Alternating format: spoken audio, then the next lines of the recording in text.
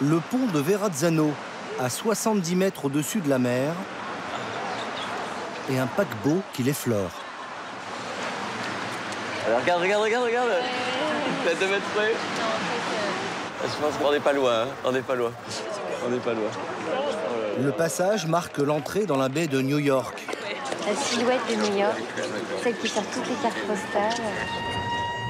Première vue sur Manhattan, après 8 jours de mer. On voit aussi au loin la Statue de la Liberté. On aperçoit la Statue de la Liberté.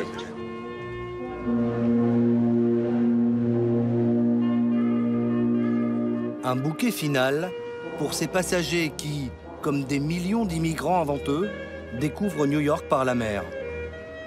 Le terme d'une longue traversée, plus qu'une croisière, un voyage dans le temps.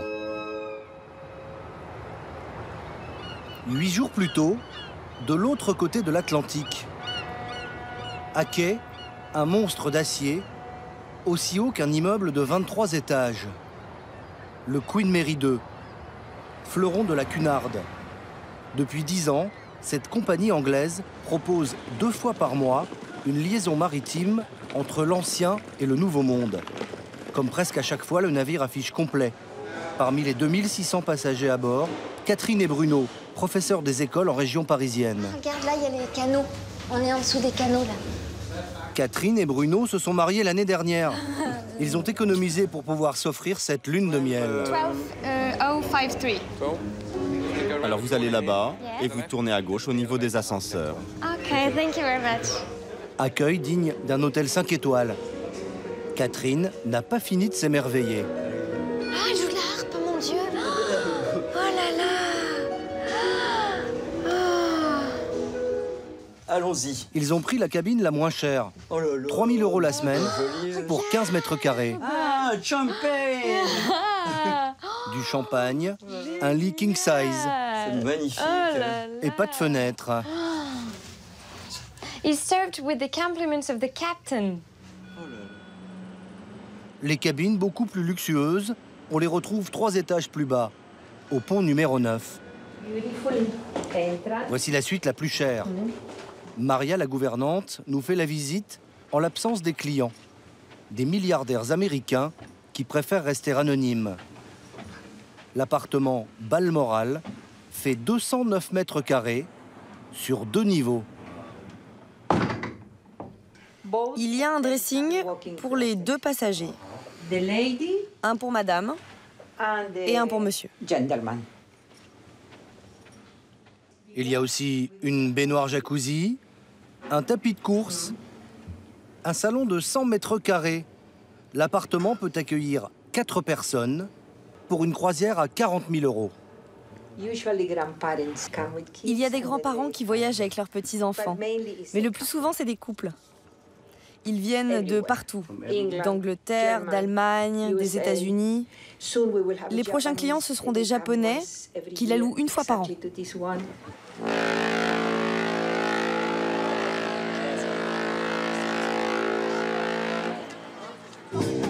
C'est l'heure du départ.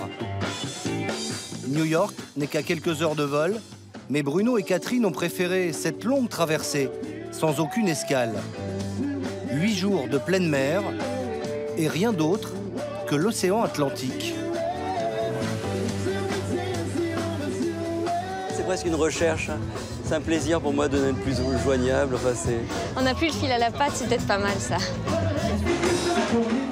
Un voyage comme à la grande époque des paquebots transatlantiques. Pendant toute la première partie du XXe siècle, le bateau est le seul moyen de rejoindre l'Amérique. La plupart des passagers sont des immigrés qui prennent un aller simple et s'entassent dans des cabines de 3e classe. Au pont supérieur, comme ici à bord du Titanic, c'est un tout autre univers. Salon d'apparat, suite de luxe, salle de sport et même piscine. Les transatlantiques deviennent de vrais palaces flottants qui attirent Elizabeth Taylor, Clark Gable ou encore Winston Churchill. Puis à la fin des années 60, le succès de l'avion met les paquebots au rencard. En 1974, le France rallie New York pour la dernière fois. Plus étroit et effilé qu'un bateau de croisière classique, le Queen Mary II a été spécialement conçu pour affronter les tempêtes de l'océan Atlantique. Il a été construit en France, au chantier de Saint-Nazaire, pour 750 millions d'euros. Comme à la grande époque, dès le coucher du soleil, les passagers se préparent pour des soirées de gala. Au pont numéro 9, Jean-Yves et Florence de Cherbourg. Jean-Yves travaille dans les placements financiers. Son patron lui a offert le voyage, car cette année, il a réalisé un gros chiffre d'affaires. Ce soir, monsieur et madame sont invités à la soirée du commandant. Le pacha, monsieur Wells, un Anglais, serre une à une la main des quelques 2600 passagers. Mais avant, il faut passer par un drôle de protocole. Son grande crainte d'ici, c'est les gastro ou les choses comme ça. Donc voilà, il ne faut pas qu'on puisse transmettre des maladies parce qu'ils nous isolent 48 heures. Hein. Donc ça serait dommage. Madame, lettre passe. Bonsoir madame. Bonsoir Catherine. Bonsoir monsieur, ça va? Oui, très bien. On fait une photo ensemble? Absolument. Bah dis donc. Oh là là! Les passagers viennent de 37 pays. 120 Français, mais les plus nombreux sont les Américains, les Anglais et les Allemands. C'est l'heure d'ouvrir le bal, avec Wilfried et Ilona, des danseurs professionnels allemands employés par la compagnie. Chaque soir, ils valsent dans leurs habits d'apparat.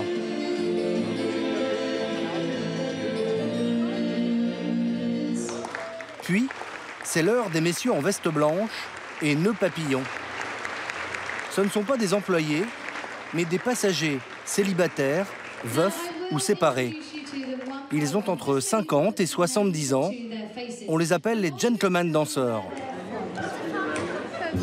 Leur mission, faire danser les dames seules pendant toute la traversée.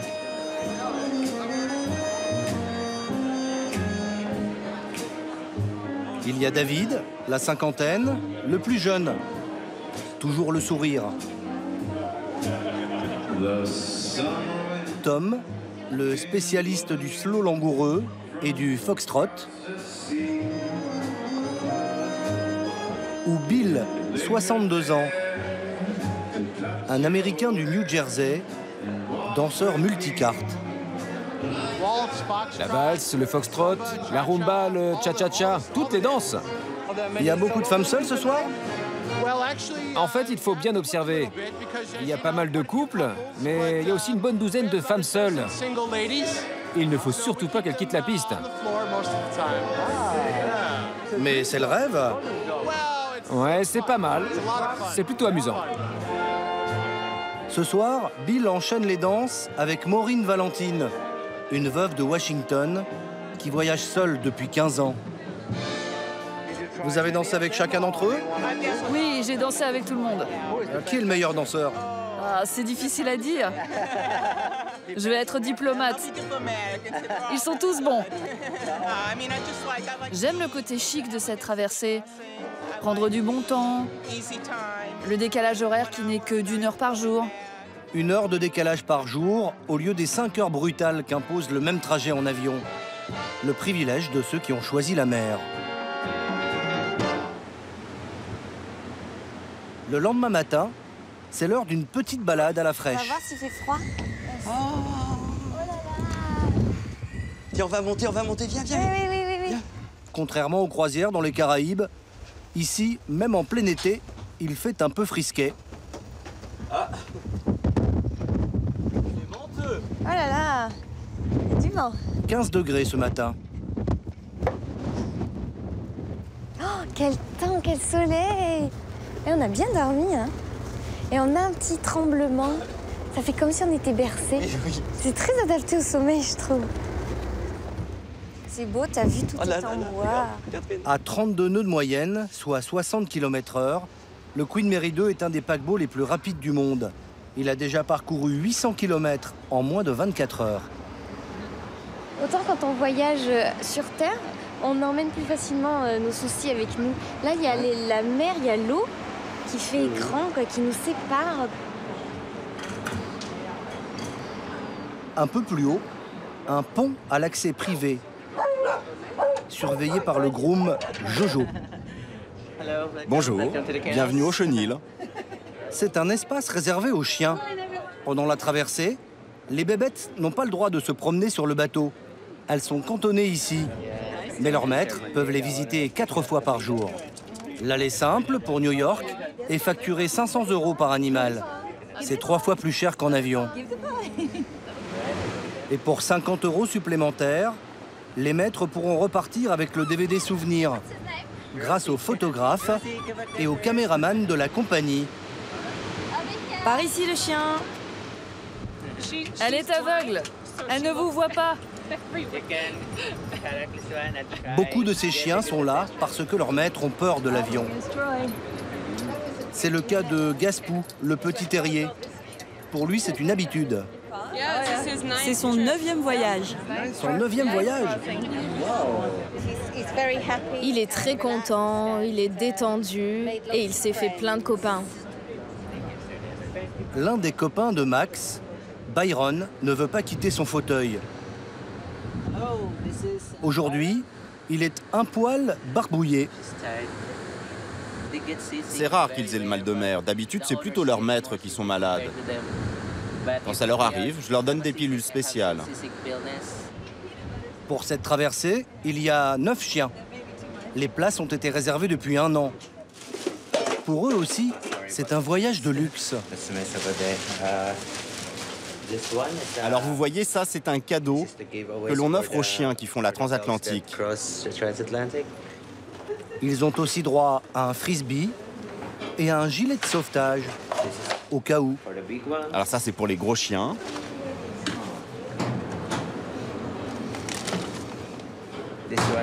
Et puis là, c'est pour les plus petits, comme les chihuahuas par exemple. L'air marin, ça ouvre l'appétit. Certains commencent à avoir les crocs. Les repas sont servis à midi pile et 17 h. Chaque toutou a son menu personnalisé. Ici, le client est roi. Parfois, on leur donne de la ricotta, des boulettes avec de la viande fraîche ou encore des steaks. Là, ce sont des saucisses au poulet que le chef a spécialement préparées en cuisine. Certains ont aussi un régime végétarien ou sans gluten. Depuis 4 ans qu'il fait ce travail, Jojo ne s'est fait mordre qu'une seule fois. Heureusement, c'était un petit chien.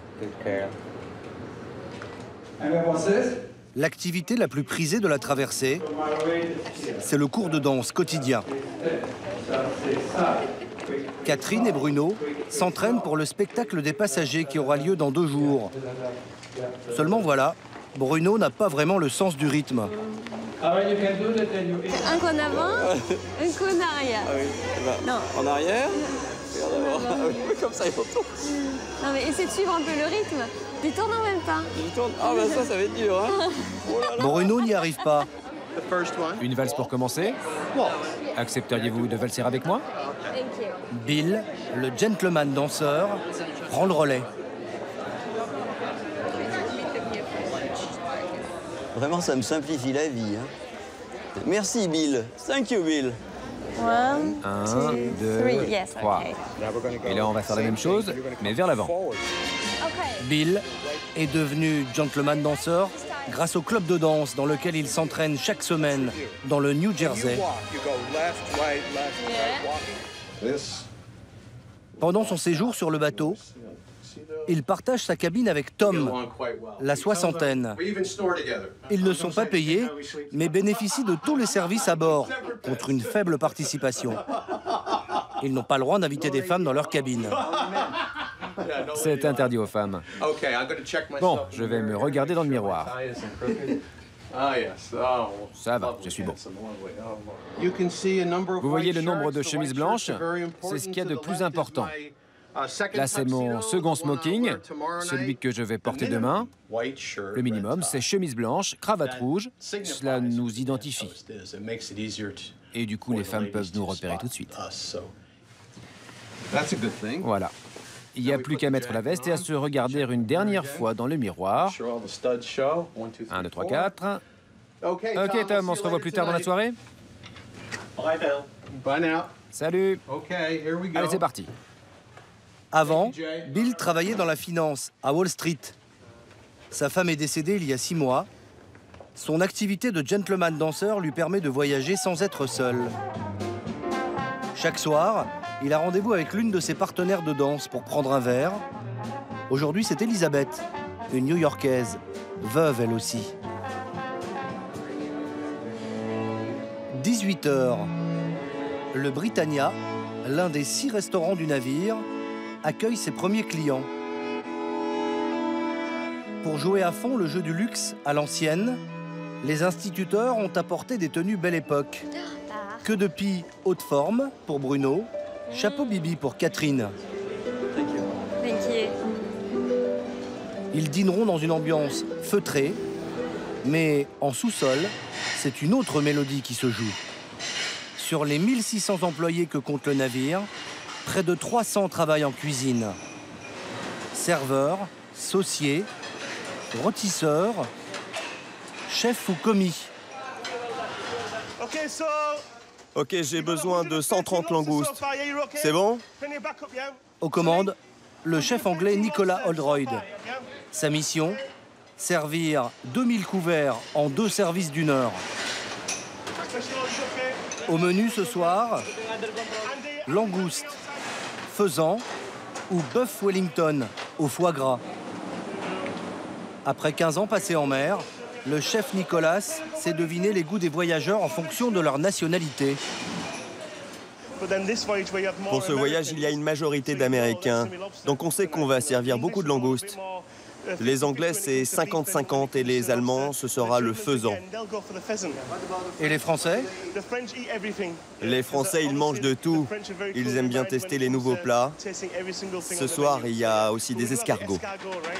La compagnie ne communique pas sur le personnel, mais selon nos informations, l'équipage, majoritairement philippin, travaille 10 heures par jour, 7 jours sur 7, pendant 6 mois.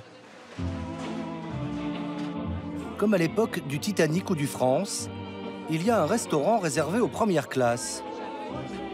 Ne sont admis au Queen's Grill que les résidents des suites. Des chambres facturées entre 10 000 et 40 000 euros la semaine. Pour ce prix, le service est équivalent à celui d'un palace au beau milieu de l'océan Atlantique. On retrouve Jean-Yves de Cherbourg et ses collègues invités par leur généreux patron. Je pense que je vais me laisser tenter par une terrine de poulet au mori, foie gras et au poireau et vinaigrette à la moutarde. Et je vais faire suivre ça d'un agneau de Dartmoor grillé, cuit au four.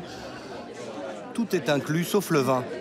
On a un Château Pétrus Pomerol qui est quand même à un prix conséquent. C'est-à-dire 3200 $ la bouteille. Vous avez aussi vous avez un domaine un côte de nuit qui est à 1200 $. C'est vraiment des hauts de gamme. C'est ce qu'on dit. Finalement, merci. Ils se laisseront tenter par un vin du Beaujolais à 40 €. Bon, par rapport à ce que vous imaginiez sur un voyage comme ça, 8 jours, c'est au-delà de toute imagination. On va faire les petits tatillons. On voudrait que le matelas soit un tout petit peu plus ferme. Parce qu'on a un petit peu mal au dos, comme on fait beaucoup de routes en général dans nos métiers. Donc voilà, un tout petit peu plus ferme. Mais autrement, c'est tout ce qu'on a à redire. Les serviettes un peu moins épaisses quand même, parce que je trouve que c'est lourd, c'est lourd. Bonjour mesdames et messieurs, c'est votre commandant qui vous parle. Encore une journée magnifique aujourd'hui au milieu de l'Atlantique. Soleil radieux, ciel bleu. On a vraiment de la chance aujourd'hui. Le commandant Christopher Wells est rarement à la barre. La plupart du temps, le navire est en pilote automatique. Conçu pour résister à toutes les tempêtes, il file vers New York, surveillé 24 heures sur 24 par des officiers de quart et des vigies.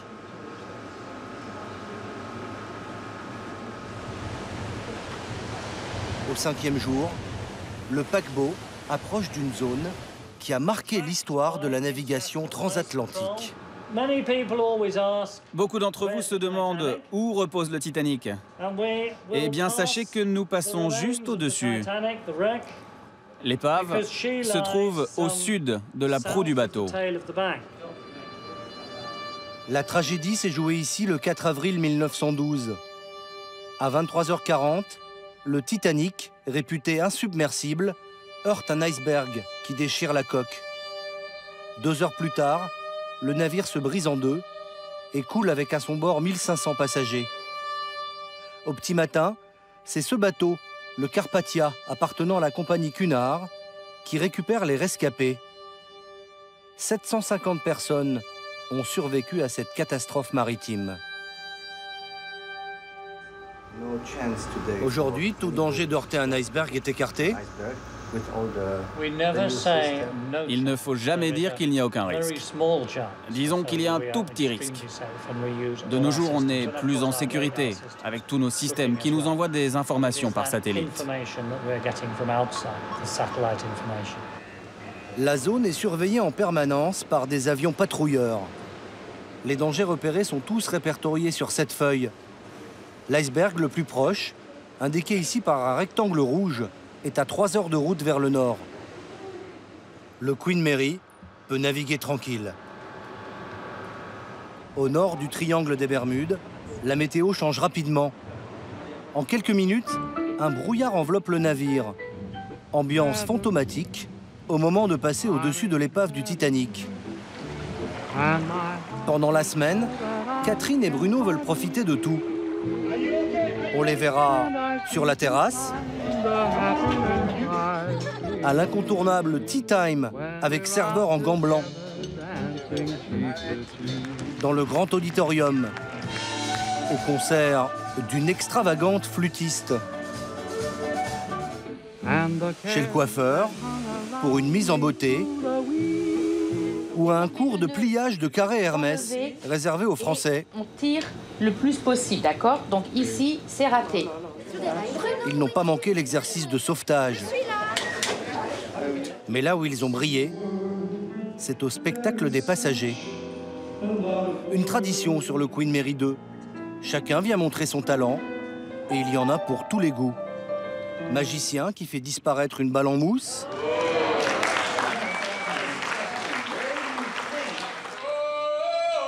chanteur barbu en short bavarois, jeune prodige débutante qui interprète un morceau connu, la chanson du film Titanic. Et enfin, notre couple d'instituteurs. Un garçon chic et distingué. Catherine, a cappella, pour la pomme d'un mec et Bruno à la chorégraphie. Mal balancé, c'est un vrai gringalet, aussi laid qu'un basset, mais je l'aime. Sur le Queen Mary 2, personne n'avait jamais osé cela. Ils repartiront avec le diplôme du meilleur spectacle. C'est l'heure du départ. Il est 4 heures du matin, au 8e jour de traversée. La Statue de la Liberté et l'île de Manhattan sont en vue. Pour Bruno et Catherine, on est au 12 ou au 13. C'est la fin du voyage. Oui. Donc on va essayer déjà de se mettre sur l'autre côté pour voir, pour voir la Statue de la Liberté. Ils passeront 3 jours à New York avant de rentrer en France en avion. Voir New York depuis la mer, le spectacle fait rêver tout le monde. Formidable, formidable, ça vaut le coup de se lever. Hein. Alors c'est beau? Ah oui, c'est beau, oui. Ouais, un rêve d'enfance. Au pont numéro 9, depuis leur balcon, Jean-Yves et Florence en prennent aussi plein la vue. Oh, super. Si je la voyais plus grande, c'est peut-être parce qu'on est un peu plus loin. Le Queen Mary 2, dernier gardien des traversées transatlantiques, repartira à 16 h le jour même. Cette fois, il mettra le cap sur l'Angleterre.